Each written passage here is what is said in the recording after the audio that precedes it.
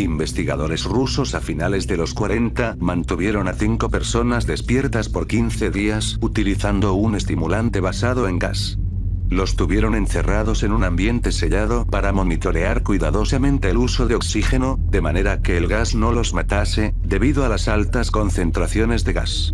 Esto fue antes de que existiera el circuito cerrado, por lo que tuvieron que usar micrófonos y ventanas con grosor de 5 pulgadas para observar a los sujetos. El cuarto estaba lleno de libros, cobijas para dormir, pero ninguna cama, agua corriente, baño y la suficiente cantidad de comida para que los 5 sobrevivieran por un mes. Los sujetos de prueba eran prisioneros políticos y de guerra declarados enemigos del Estado durante la Segunda Guerra Mundial. Todo estuvo bien por los primeros 5 días. Los sujetos rara vez se quejaban después de que, falsamente, se les había prometido su libertad si aceptaban tomar parte de la prueba y no dormir por 30 días.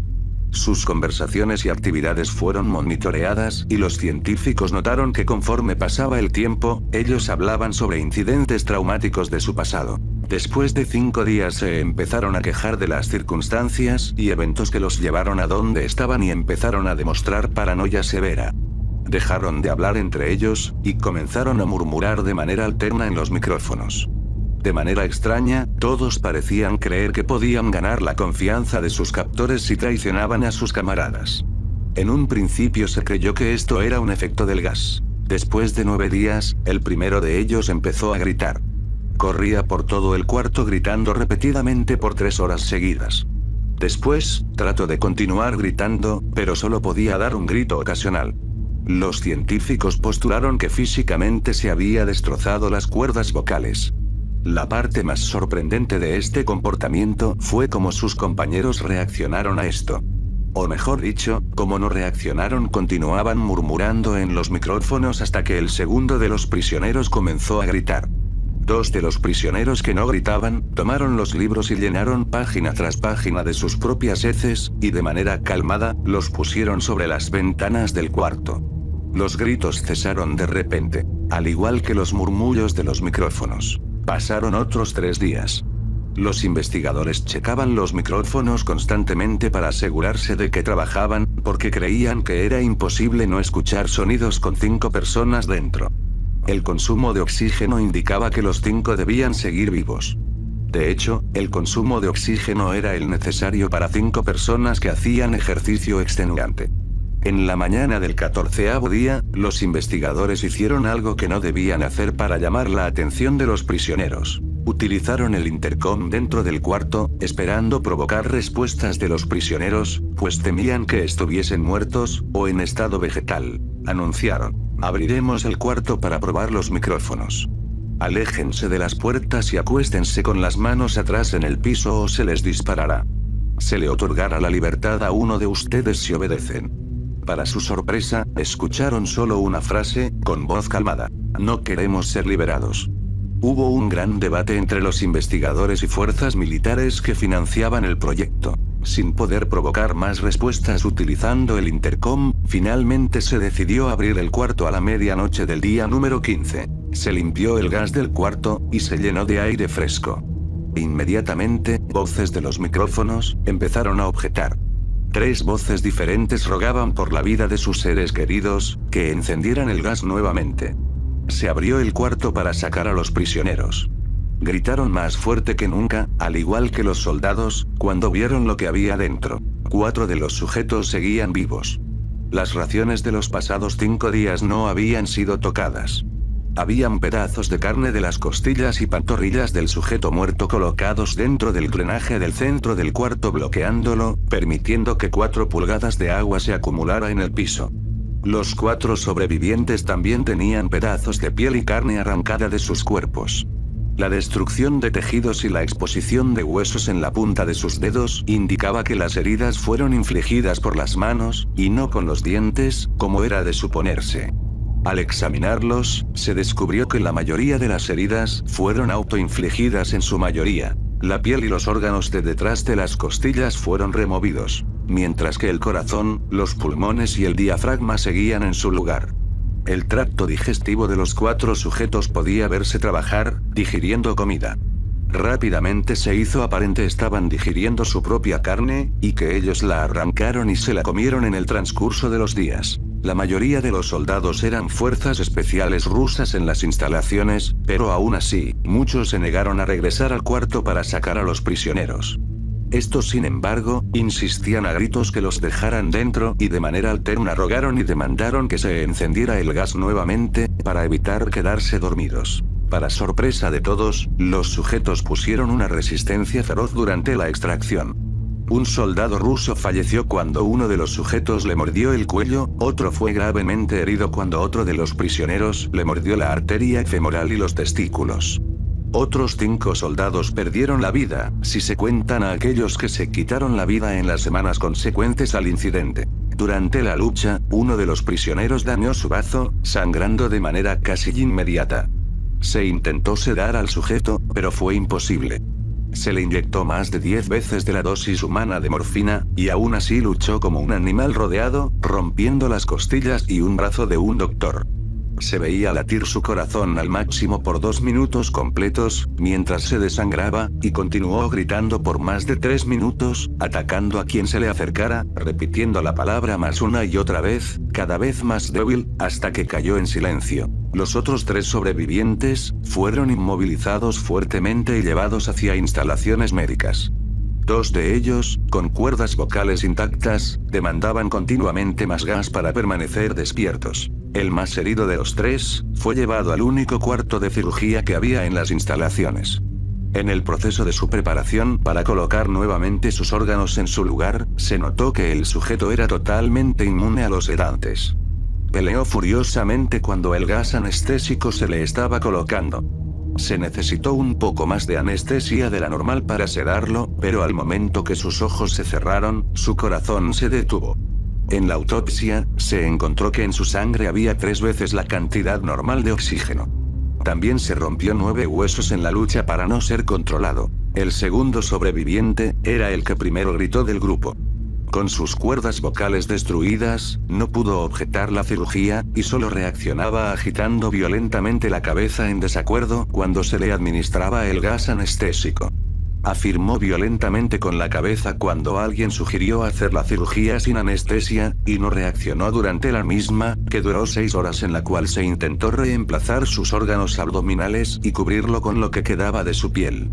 El cirujano afirmó que era médicamente imposible que el sujeto siguiera con vida. Una enfermera aterrada que ayudó en la cirugía, comentó que la boca del paciente formaba una sonrisa cada vez que sus ojos se encontraban. Cuando la cirugía terminó, el sujeto miró al cirujano y empezó a hacer sonidos fuertemente, como tratando de hablar. Asumiendo que esto era de gran importancia, el cirujano le entregó un papel y una pluma, para que el paciente pudiera comunicarse. Sigue cortando, escribió. Se le hizo la misma cirugía sin anestesia a los otros 2 sujetos. Se les tuvo que inyectar un paralítico, pues ellos reían constantemente, y le era imposible realizar la operación al cirujano. Una vez paralizados, solo podían interactuar con sus ojos. En el momento en que pudieron hablar nuevamente, exigieron una vez más el gas estimulante. Los investigadores trataron de averiguar por qué se lastimaron de esa forma a sí mismos, y por qué querían el gas nuevamente. La única respuesta fue: debo permanecer despierto. Se reforzó a los 3 sujetos y los devolvieron al cuarto, para espera de su destino. Los investigadores, enfrentando la furia de sus benefactores militares por haber fallado las metas del proyecto, consideraron dar eutanasia a los prisioneros. El comandante, un ex KGB, vio potencial en el proyecto, y en su lugar decidió ver qué pasaría si ponían el gas nuevamente. Los científicos se negaron rotundamente, pero al final, tuvieron que aceptar. En preparación para ser sellados nuevamente en el cuarto, los prisioneros fueron conectados a un monitor EEG. Para sorpresa de todos, los 3 dejaron de pelear en el momento que se dieron cuenta que los regresarían al gas. En este momento, era obvio que los 3 estaban haciendo un gran esfuerzo por mantenerse despiertos. Uno de los prisioneros estaba murmurando una canción. El sujeto mudo peleaba con sus ataduras de piel, como si tratara de enfocarse en algo. El último sujeto mantenía su cabeza en la almohada, y parpadeaba rápidamente. Siendo este el primero al que se le puso leer, la mayoría de los investigadores monitoreaban sus ondas cerebrales con sorpresa.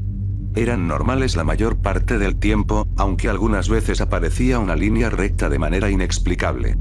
Parecía que repetidamente sufrían de muerte cerebral. Mientras analizaban los datos, una enfermera notó que los ojos del sujeto se cerraron. Sus ondas cerebrales cambiaron inmediatamente por las de sueño profundo, luego se pusieron rectas, y de manera simultánea, su corazón se detuvo. El único sujeto que quedaba que podía hablar comenzó a gritar para que lo encerraran en ese momento. Sus ondas cerebrales mostraban las líneas rectas del sujeto que acababa de morir por quedarse dormido. El comandante dio la orden de sellar el cuarto con los 2 prisioneros dentro, junto con 3 de los científicos. Uno de los 3, inmediatamente tomó un arma y abrió fuego contra el comandante, matándolo de un tiro entre los ojos. Después apuntó al prisionero mudo, y le voló el cerebro. Apuntó al prisionero que quedaba vivo, mientras que los demás investigadores escaparon del cuarto. No me encerrarán con estas cosas. No contigo. Le gritaba al prisionero que estaba atado al camastro. ¿Qué eres? Demandó. Necesito saber. El prisionero sonrió. ¿Tan fácilmente te has olvidado de mí? El prisionero preguntó. Somos ustedes. Somos la locura que está encerrada en todos ustedes, rogando por libertad en cada momento de tu vida, desde lo más profundo de tu mente animal. Somos aquello de lo que te escondes en tu cama todas las noches. Somos lo que duermes y silencias y paralizas cuando te vas a tu cielo nocturno, donde no te podemos alcanzar. El investigador hizo una pausa. Apuntó al corazón del prisionero y disparó. El EEG mostró una línea recta mientras el sujeto débilmente murmuró. Casi tan libre.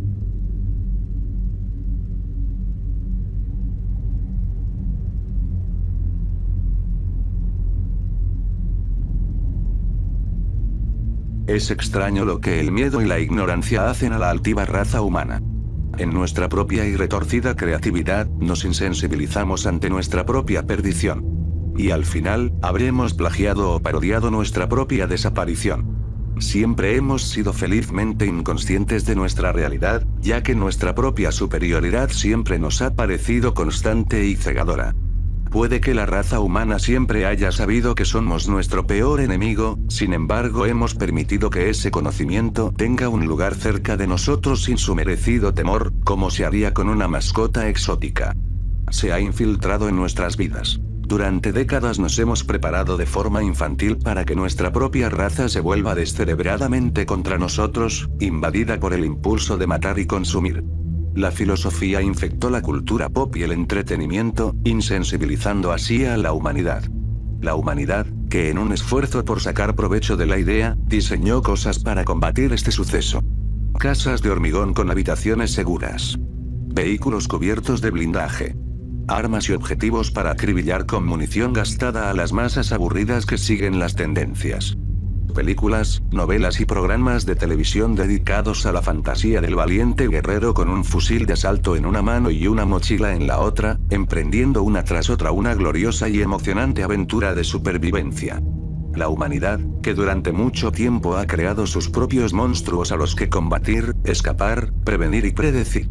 Y más tarde, con esperanza, comprender. Somos unos malditos ilusos. Mi historia no empieza con algo en las noticias o en internet que leí e ignoré. No empieza con una rumoreada enfermedad o un parásito misterioso. Comienza sin que yo lo sepa, un día en el que simplemente me quedé dormida. En la universidad, cada uno se adapta a su estilo de vida. El mío era una imprudente combinación de frivolidad seguida de conciencia culpable. Pasaba toda la noche fuera con mis amigas, me colaba en las fiestas de las fraternidades y, a la mañana siguiente, salía a rastras de los dormitorios, despeinada y con resaca, para ir a clase. Ese día en particular, supe en el instante en que me desperté con la luz del sol entrando por la ventana que no había puesto el despertador. La cama de mi compañera de piso estaba vacía, su bolso y su portátil habían desaparecido. Me había dormida, saltándome la clase de fundamentos de física, pero si me daba prisa, aún podía colarme en introducción a la psicología. Después de ponerme algo de ropa y recoger rápidamente mi mochila, salí corriendo del edificio, intentando desesperadamente correr más rápido que el reloj. Después de cruzar el campus trotando, llegué al aula exactamente 13 minutos después de que empezara la clase. El único asiento libre era el del pasillo, al lado de un chico de mi clase que siempre me había hecho sentir incómoda. Estaba mal y probablemente era muy insensible sentirme así, pero era el tipo de incomodidad que surge de estar, por así decirlo, sana y completa, en presencia de alguien que no lo está. El chico siempre había sido bastante simpático, aunque un poco callado, me era inevitable no mirarle fijamente. Debía de haber sufrido algún terrible accidente en su juventud, algo que le había dejado un lado de la cara estirado, brillante e incongruente con el resto del rostro. Una retorcida cicatriz le recorría la cara desde la frente hasta la mandíbula, dándole un grotesco aspecto parecido a una colcha de retales. Por otro lado, una de sus manos era una masa fundida de 5 nudos, que ya no se parecían a los dedos que debieron de ser. La otra mano, que yacía sobre la mesa más cerca de mí mientras me deslizaba tímidamente en el asiento, tenía otros 3 nudos fusionados, aunque se habían salvado el dedo pulgar y el anular. Esos 2 dedos restantes estaban cubiertos por una capa de piel de un tono rojo furioso, más oscuro que el resto de la mano, los que formaban una especie de apéndice desfigurado en forma de garra. Me miró mientras me sentaba y volvió a centrar su atención en el profesor. El hombre calvo de mediana edad estaba dando una conferencia sobre la química cerebral en los trastornos del sueño, diciendo que todavía había mucho que no entendíamos sobre el sueño y la mente en estado inconsciente. De forma aparatosa, señaló hacia la pantalla del proyector desplegado en la parte delantera de la sala y continuó hablando de cómo, a pesar de lo mucho que todavía no sabemos, la ciencia moderna ha superado con creces lo que solíamos pensar. Para demostrarlo, afirmó haber conseguido una vieja y rara película médica de los años 40 en la que se hablaba de sueños, terrores nocturnos, trastornos del sueño y algo llamado el experimento ruso del sueño. Las luces se atenuaron y la película comenzó con ruidos crepitantes y zumbidos que recordaban que se estaba ejecutando con un proyector antiguo. Se oyó a varias personas en la sala moverse inquietas en sus asientos. Salieron a relucir los teléfonos inteligentes y se oyeron conversaciones susurradas bajo el sonido de la película. Mi trasnochada noche empezó a pasarme factura mientras me relajaba en la silla, intentando concentrarme en la pantalla con los ojos caídos. Las imágenes en blanco y negro mostraban a hombres de voz grave con batas blancas de laboratorio que hablaban en tono monótono sobre el estado consciente y el subconsciente. Mostraban a un hombre calvo, con los ojos desorbitados y vestido con una camisa raída, que se desplomaba ante la cámara en lo que parecía un ataque de narcolepsia. Fue interesante durante unos minutos, pero luego los complejos términos con que hablaban y las voces monótonas empezaron a hacerme perder la cabeza. Me quedé mirando cómo el chico de las manos quemadas tamborileaba los 2 dedos que le quedaban sobre el escritorio. Hacia la mitad de la película, los hombres presentaron un método experimental para tratar los trastornos del sueño. Se mostraba al paciente una serie de imágenes y sonidos diseñados para estimular distintas partes del cerebro. Mientras la película mostraba el proceso del experimento, me di cuenta de que mi compañero de asiento había dejado de tamborilear con los dedos. Estaba inmóvil, embelesado con la película, con los ojos muy abiertos y estirado hacia adelante sobre el escritorio. Había estirado su cuerpo y sus ojos estaban dilatados. Le observé nervioso, sintiendo que se me erizaban los pelos de la nuca. Cuando los sonidos y las imágenes de la pantalla ganaron velocidad, pude oír su respiración entrecortada y pequeñas gotas de saliva resbalaban por sus labios. ¿Qué demonios le pasaba? Justo cuando empecé a apartarme, su mano salió disparada hacia mí en un movimiento asombrosamente rápido, y uno de sus dedos deformados se enganchó en mi camisa. Todas las cabezas giraron para mirarme mientras yo chillaba y saltaba de la silla, mientras un botón de mi camisa saltaba y caía al suelo. Mi movimiento me llevó al otro lado del pasillo y casi al regazo del joven que estaba sentado allí. Me tomó por las caderas, preguntándome qué me pasaba y me miró como si fuera idiota. Al volver la vista atrás, vi que el chico de los dedos quemados había devuelto la mano a la mesa y estaba quieto y paralizado, igual que antes de intentar agarrarme. Tartamudeando una disculpa, me deslicé con cautela hacia mi silla, con la cara roja y avergonzada. El chico sobre el que casi me había sentado siseó algo al otro lado del pasillo que sonó como si tuviera un poco de respeto, pero nadie lo oyó. Ya nadie le escuchaba. Todas las cabezas de la sala miraban ahora cómo el chico de los dedos quemados se subía sobre la mesa y su silla golpeaba el suelo.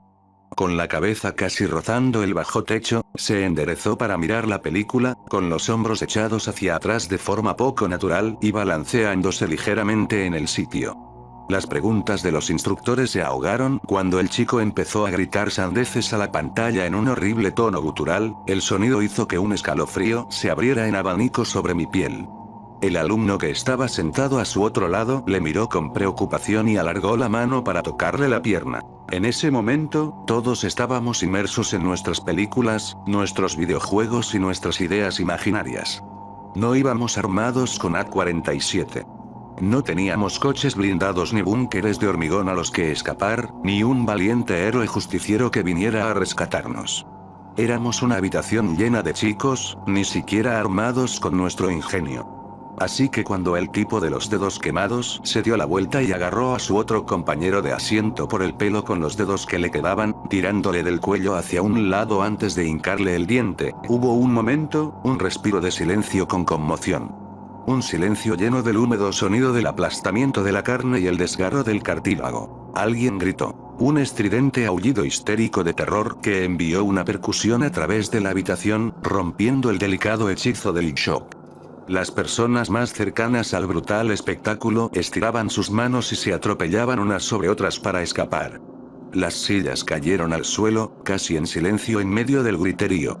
Alguien vomitó en el suelo, en el pasillo, y el olor agrio llegó a mis fosas nasales momentos antes de que mi mano cayera en el charco caliente. El vómito resbaló por el suelo mientras intentaba arrastrarme, impulsada por el instinto y el miedo.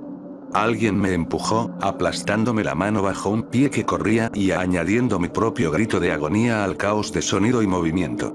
Me llevé la mano al pecho y apreté los dientes contra el dolor indescriptible de mis huesos rotos. Rodé bajo la mesa más cercana sollozando de dolor, intentando alejarme de más pies que corrían en mi dirección. Otro chico se había caído en el pasillo cerca de mí, con un corte goteante en la frente, enmarcado por un moratón. Un sonido de raspado en el pupitre de encima me heló el aliento en los pulmones.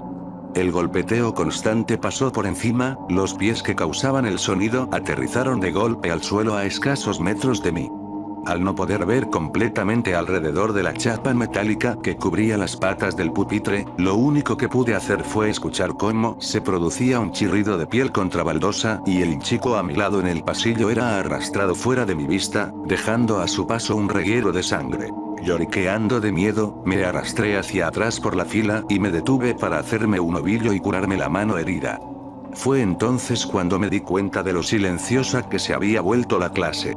Se oían con facilidad los repugnantes sonidos del chico enloquecido que aplastaba y desgarraba a su compañero. Otro chico, el que estaba en primera fila, yacía apenas visible, con un creciente charco de sangre manando de los grandes mordiscos de carne arrancados de su cuello. El pánico aumentó y me di cuenta de que todo esto estaba ocurriendo de verdad. Peor aún, estaba sola, herida y no tenía ni idea de cuánto tiempo estaría ocupado el chico aparentemente poseído con su comida. Obligando a mi respiración a ralentizarse, escuché con atención, sin percibir las señales de nadie que quedara vivo en la habitación. En mi mente imaginé la distribución espacial, la habitación en la que estaba atrapada, en la que había pasado 90 minutos 3 veces a la semana durante 3 meses. La ruta hacia la puerta trasera por la que me había colado hacía solo 1 hora me llevaría a ser vista de forma directa por el tipo enloquecido, que sonaba como si estuviera cerca de la parte delantera de la habitación. Había una segunda salida fuera del centro de la parte delantera de la sala, detrás del podio de presentación. Para llegar allí, tendría que seguir la fila de pupitres hasta el pasillo cercano a la pared y luego, de alguna manera, bajar por el pasillo hasta la puerta del fondo sin que me vieran. Lentamente, templando los nervios, comencé a arrastrarme sobre las rodillas a lo largo de la fila de pupitres. Cada vez que avanzaba, sentía punzadas de dolor en la mano rota. Pequeñas gotas de lo que creía que era sudor me rodaban por la barbilla, pero al chocar contra las baldosas color beige, me di cuenta de que eran gotas de sangre. Me había estado mordiendo el labio con tanta fuerza, debido al dolor que me había hecho una herida abierta. Hacia la mitad de la fila, un sollozo rompió el horrible silencio en el salón. Procedía de la última fila de pupitres, la más cercana a la pared. Levantándome todo lo que pude, vi la cabeza de una chica salir de detrás de los pupitres. Parecía aturdida, con el pelo largo enmarañado y la nariz manando sangre. Quise gritar para advertirla, pero era demasiado tarde. El chico de los dedos quemados ya corría hacia ella por encima de los pupitres, con la cara teñida de rojo de la nariz para abajo y las manos ensangrentadas dejando rayas en los pupitres. La chica lo vio momentos antes de que la alcanzara y tropezó con una silla al intentar huir, cayendo al suelo y sellando su destino. Él estaba sobre ella, arrastrándola con un brazo alrededor del cuello, de vuelta a la parte delantera de la sala. Ella gritaba y lloraba, suplicando una ayuda que no llegaba. Horrorizada, aparté en silencio una silla con una bolsa de libros aún tirada sobre el respaldo para ocultarme de la vista, pero no era posible alivianar los sonidos. Los gritos de la chica se fundieron en sollozos y gritos de dolor cuando el horrible desgarro húmedo y el crujido comenzaron de nuevo. Con una lentitud agonizante, los gritos se convirtieron en susurros y luego en un gorgoteo. Apretando la cabeza entre las rodillas, intenté en vano reducir el sonido y la desesperación de no poder ayudarla mientras se la comían viva. Entumecida, con las lágrimas aún manchándome la cara, empecé a arrastrarme de nuevo. La cara de mi madre se me venía a la cabeza, seguida de la de mis hermanas pequeñas. Quería vivir. Quería sobrevivir para volver a verlas. Tenía 20 años y nunca antes había pensado seriamente en cómo moriría. Quizá fuera más aterrador que la pesadilla a la que ahora me enfrentaba, morir así. Ahuyentando el dolor y el trauma, me prometí a mí misma hacer todo lo necesario para vivir, arrastrándome más rápido en mi determinación de llegar a esa puerta. En mi apresuramiento, mi tobillo se enganchó en la pata de una silla y la raspó sonoramente contra el suelo. Me quedé paralizada, inundada de terror mientras contenía la respiración, esperando, escuchando. Los ruidos de desgarro y masticación cesaron bruscamente. Tapé mi boca con la otra mano, esperé y supliqué que ignorara el ruido y volviera a despedazar a la otra chica. El corazón me latía tan rápido y tan fuerte que me dolía. Empezaron los pasos, lentos y calculados, sin preocupación de ser oídos. El pánico me empujó a esconderme bajo el escritorio y hacerme lo más pequeña posible, pero luché contra el impulso de ponerme en pie de un salto y correr hacia la puerta. Supe con desesperanza que no podría huir de él y que intentar esconderme sería una sentencia de muerte. Si quería vivir, tenía que luchar. Mirando a mi alrededor en busca de algo, cualquier cosa que pudiera servirme de arma, mis ojos se posaron en una taza de café de aluminio en el suelo de la fila de detrás de mí. Milagrosamente no estaba rota y tenía la tapa en su sitio. Al tomarla, vi que aún estaba llena y que humeaba líquido por la pequeña abertura. Era mi única oportunidad.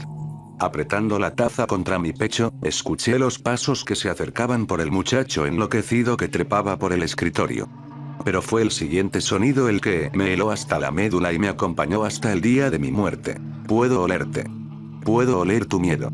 La voz era fría, gutural y áspera, sacudiendo mi determinación. Temblando de terror, cerré los ojos y respiré hondo, reconfortándome por un momento con el aroma del café que tenía apretada en la mano buena. A través de la grieta entre los pupitres, pude ver unos vaqueros manchados de sangre. Si iba a morir, no iba a morir así. En lo que me pareció una terrible cámara lenta, salí de debajo del escritorio y me puse en pie de un salto, tirando la tapa de la taza mientras avanzaba. La sorpresa estuvo de mi parte, porque cuando me volví hacia él, se detuvo en una confusión momentánea.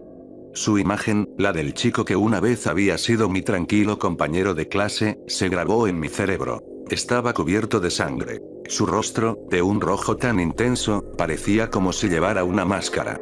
Dientes rotos brillaban húmedos en su boca floja, un mechón de pelo empapado en sangre colgaba de la comisura. Me miró fijamente durante un momento, con sus ojos dilatados como planos discos negros. Fue a esa negrura vacía, desprovista de cualquier resto de humanidad, a lo que apunté cuando le arrojé el líquido hirviente a la cara. La criatura emitió un chillido similar al de un ave rapaz y retrocedió, agarrándose la cara. Dejé caer la taza y lancé hacia adelante el escritorio que nos separaba con una patada. De un golpe, la criatura retrocedió, dándome la ventaja que necesitaba para subir corriendo por la fila. Desorientada y aterrorizada, mi cerebro entumecido no obedeció mi orden de girar hacia el pasillo cuando llegué a la pared. Extendí las manos instintivamente y me estrellé contra la pared a la carrera, provocando una terrible agonía en mis dedos rotos. Sonó otro horrible chasquido en mi muñeca y mi vista se nubló por el dolor. El impacto me expulsó el aire de los pulmones y caí al frío suelo, jadeando y tratando de mantenerme consciente. La criatura, recuperada de su leve ataque, empezó a patear violentamente los pupitres a su paso. Podía oírla farfullar furiosos ruidos sin palabras mientras se acercaba. Quería gritar de desesperación. Quería que se acabara, morir y no volver a sentir mis huesos rotos. Pero siempre había oído que la voluntad de vivir es algo increíblemente poderoso, algo que no comprendemos del todo y a lo que solo podemos acceder en momentos de gran necesidad. En ese momento, con mi huida a pocos pasos, lo sentí. Sentí la promesa que había hecho de hacer lo que fuera necesario para vivir, y superó la desesperanza. En un último intento, me puse en pie y corrí por mi vida por el pasillo hasta la puerta, con la monstruosidad detrás. Cuando abrí la puerta, sonó una alarma y el aire fresco, limpio del hedor de la carnicería, me bañó la cara. Cerré la puerta con los hombros y me apoyé en ella mientras el chico de los dedos quemados chocaba contra la madera maciza del otro lado.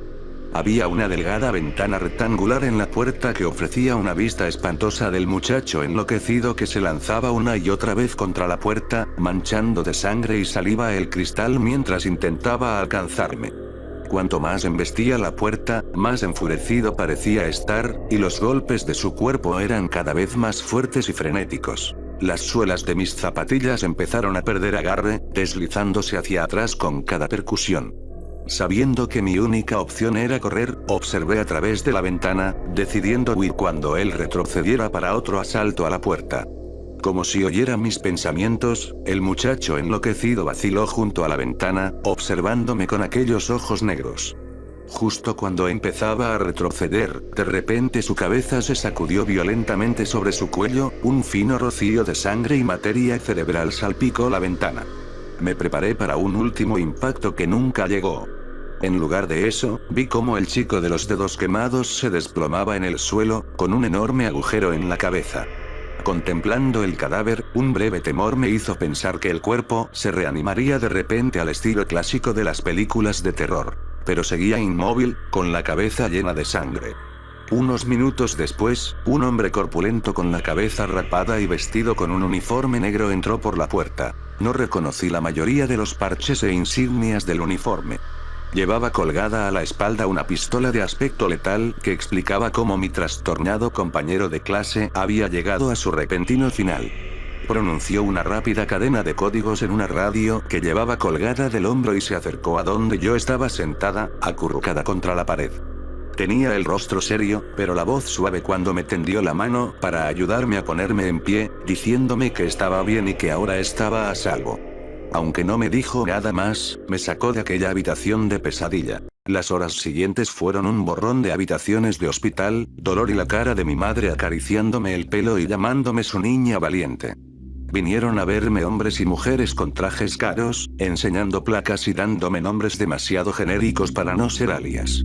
Me hicieron preguntas inquisitivas, me sonsacaron detalles y me presionaron para que les dijera todo lo que pudiera recordar, grabándolo todo en pequeños dispositivos. Con el tiempo, los rostros se fueron desvaneciendo y cada encuentro me dejó exhausta. Permanecí en el hospital una semana, aparentemente más para contención que para tratamiento. Entonces me informaron de lo que esperaban de mí los encargados de investigar el incidente. No me permitieron salir de la casa de mis padres hasta que pudiera comparecer en la investigación. Un coche con los cristales polarizados me llevó directamente del hospital a casa de mis padres en mitad de la noche y ya no se fue. Siempre aparcaba cerca de la casa, siempre con dos hombres trajeados sentados dentro. No salí. No hablé con nadie. Las redes sociales y los teléfonos estaban prohibidos.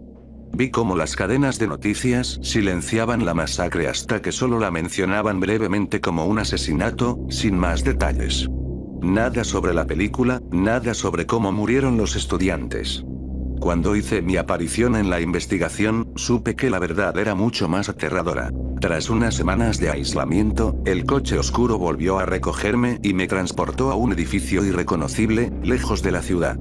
Vestida con ropas normalmente reservadas para entrevistas de trabajo o funerales, me escoltaron hasta una sala sin ventanas al otro lado de una puerta cerrada con un escáner de retina. Parecía un tribunal, con filas de asientos ante una plataforma elevada. La única decoración era una bandera estadounidense a cada lado del estrado. Había un panel de 5 personas bien vestidas, 3 hombres y 2 mujeres. Sus rostros eran sombríos, al igual que los de otras personas que ya estaban sentadas en las filas. Me hicieron señas para que me sentara cerca de ellos, que me observaron mientras movía torpemente el brazo enyesado para sentarme. Los huesos de la mano y el brazo, aunque muy rotos, se estaban curando bien. Pero las pesadillas provocadas por el trauma continuaron durante el mes siguiente. Revivía mi experiencia a diario, tanto despierta como dormida, a veces siendo rescatada como en la vida real, otras veces en las pesadillas más oscuras, sin llegar a la puerta a tiempo, viviendo la cara ensangrentada que me echaba encima antes de despertarme a gritos. El grupo de personas se dirigió a la sala, comenzando con un documento oficial en el que se nos informaba de que todo lo que se hiciera a partir de entonces era información clasificada por el gobierno, y de que la divulgación de cualquier cosa que se dijera en la reunión tendría como consecuencia un proceso penal. Me llamaron al pequeño podio ante el panel y volví a contar mi historia bajo juramento. No me hicieron preguntas ni tomaron notas, simplemente me dieron las gracias por mi testimonio y me devolvieron a mi asiento. Un hombre mayor de Oriente Medio, con el pelo canoso y un bonito traje a medida, ocupó mi lugar en el estrado y se identificó como el Dr. Amir Hadid. Con voz acentuada pero elocuente, confirmó al tribunal que había realizado la autopsia de mi compañero de clase, ya fallecido, al que se refería simplemente por su nombre de pila, Jacob. El tribunal le preguntó por sus conclusiones y él respondió que, tras el examen, ahora existía una teoría sobre por qué el tranquilo joven de 20 años había asesinado y canibalizado a 3 de sus compañeros de clase. El Dr. Hadid empezó explicando que, cuando Jacob era niño, se quedó atrapado en su casa cuando ésta se incendió una noche de invierno. Aunque lo rescataron con vida, sufrió quemaduras grotescas y necesitó docenas de cirugías reconstructivas e injertos de piel para salvar la vida. Fueron necesarias grandes cantidades de anestesia para estos procedimientos y el fármaco, al tiempo que sumía al pequeño en un coma temporal como debería ser, también estimulaba otras partes de su cerebro. Algunas de estas áreas eran las que controlaban los impulsos y el movimiento, creando nuevas vías neuronales que normalmente se crean a partir de estímulos externos. El Dr. Hadid continuó diciendo que lo extraño era que esas vías no se activaban una vez que el cerebro salía del coma anestésico. Las vías permanecieron dormidas hasta aquel día en Introducción a la Psicología en que Jacob vio la extraña película del estudio del sueño. Las imágenes y los sonidos estimularon esas vías neuronales dormidas y redirigieron los estímulos nerviosos hacia ellas en lugar de hacia las conexiones ya establecidas, lo que básicamente recableó el cerebro en un tiempo asombrosamente corto. No sabía por qué el cerebro había reaccionado de forma tan violenta. Cuando el médico solicitó analizar la película, el panel anunció que había desaparecido. Había desaparecido en medio del caos y ninguno de los testigos supervivientes podía dar con su paradero. Tras el ataque inicial, la mayoría de los alumnos y el instructor habían huido de la sala. Solo quedé yo para presenciar cómo Jacob devoraba a sus compañeros. El panel también nos informó de que nuestro instructor también estaba siendo investigado por el origen de la película. Otras personas se levantaron para hablar, pero yo dejé de escuchar. Algo en la facilidad con la que el panel de personas que me precedía afirmaba que la misteriosa película había desaparecido me parecía muy equivocado. El secretismo con el que me trataron como testigo, la forma en que ignoraron las peticiones del médico para ver la cinta y la escasa sorpresa que parecía suscitar la teoría de que la cinta fuera el desencadenante de los atentados, todo parecía cuadrar. Esa película no se perdió. No, habría apostado mi vida a que estaba a salvo en manos de cualquier agencia gubernamental a la que pertenecieran todas estas personas. Quizá lo más aterrador debería haber sido el rápido y silencioso encubrimiento de todo el suceso. Pero no son más que seres humanos dirigiendo a otros seres humanos. En retrospectiva, me he dado cuenta de que nuestros zombies de la cultura pop están equivocados. Cuando la raza humana se vuelva contra sí misma, no será algo que podamos planificar o tratar. No será una enfermedad o un parásito el origen de la causa. Surgirá de algo que está potencialmente dentro de todos nosotros, un interruptor a la espera de ser accionado. He sido testigo de cómo algo tan inocuo como una película escolar activaba ese interruptor en un joven que, por lo demás, no tenía ninguna motivación para causar daño. La humanidad que llevaba dentro murió y dejó una cáscara. Todos podemos tener ese interruptor en nuestro interior, activado por la fuente más inesperada. Y cuando ocurra, significará la condenación de toda la humanidad.